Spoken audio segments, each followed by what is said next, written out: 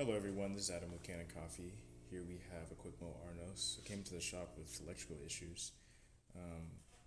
It had a old switch that wasn't working properly, so we ended up, the customer ended up attempting to replace it, but it was wired incorrectly, causing a short in the circuit breaker. So we just rewired the switch, so that it's wired properly and will turn on like normal. And we also noticed that there was some current leakage from the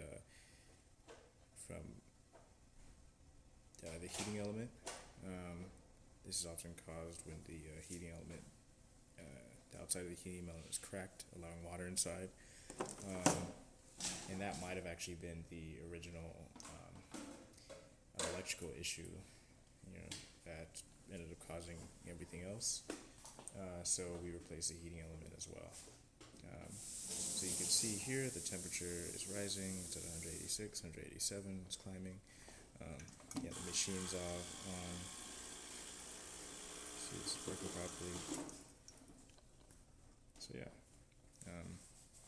everything's working fine. So I'm just gonna turn it off here. Yeah, that's about it. Thank you for watching.